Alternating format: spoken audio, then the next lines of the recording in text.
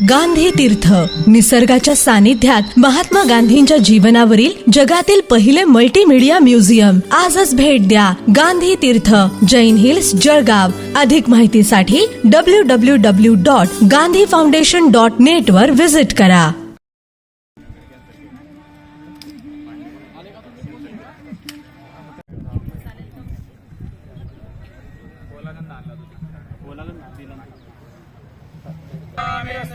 बृहस्पते त्वामो वदे सोमो राजा विद्वान्यक्ष्मादमुचत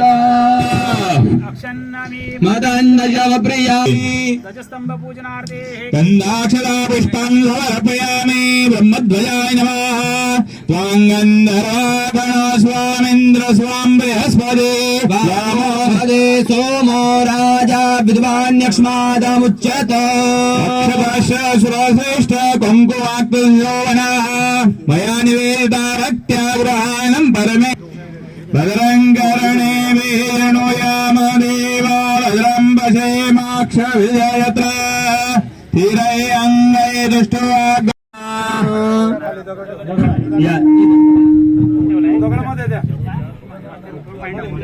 की जय जय नमस्ते महाराज की जय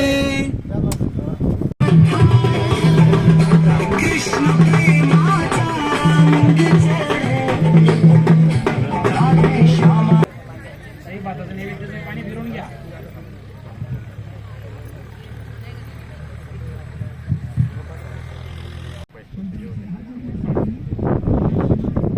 नमस्कार. आज धानोरा या गावी आपण या पत्रकार परिषदेचं आयोजन यासाठी केलं आहे की 9 ते 14 एप्रिलच्या दरम्यान या ठिकाणी चतुर्विध महोत्सवाचं आयोजन करण्यात आलं आहे. या ठिकाणी पुरातन असं प्रसिद्ध सतपंथ ज्योत मंदिर आहे, ज्या ठिकाणी अखंड ज्योत प्रज्वलित आहे. त्या मंदिराचा जीर्णोद्धार आपण केला आहे आणि त्या मंदिरामध्ये भगवान विष्णूंच्या दशावतारांच्या मूर्तीचा प्राणप्रतिष्ठा महोत्सव आहे. आणि या प्राणप्रतिष्ठा महोत्सवाच्या निमित्त आपण या ठिकाणी महाविष्णू यागाचं आयोजन केलं आहे, ज्यामध्ये अनेक यजमान सहयजमान सहभागी होणार आहेत पंचक्रोशीतील. आणि दररोज रात्री या ठिकाणी गोपीगीत, श्रीमद भागवत अंतर्गत दशमस्कंदातील गोपीगीत या विषयावर रात्री 8 ते 10:30 वाजेपर्यंत माझी कथा आहे. आणि 14 तारखेला समरसता संत संमेलनाचं आपण आयोजन केलं आहे, ज्या समरसता संत संमेलनामध्ये मंचावर 150 ते 200 संत महात्मा वेगवेगळ्या परंपरा आणि संप्रदायाचे उपस्थित असतील. 14 तारखेला श्रद्धेय बाबासाहेब आंबेडकरांच्या प्रतिमेचं पूजन करून त्या समरसता संत संमेलनाची आपण सुरुवात करणार आहोत. या चतुर्विध महोत्सवाचं आयोजन करण्यापाठीमागचा हेतू समाज समरस व्हावा, समरसता वाढावी आणि जनकल्याण व्हावं. त्या हेतूनेच या महाविष्णू याग, मला असं वाटतं की हे पहिलं मंदिर परिसरातील आहे जिथे 10 अवतारांच्या मूर्तीची प्रतिष्ठा होते आहे.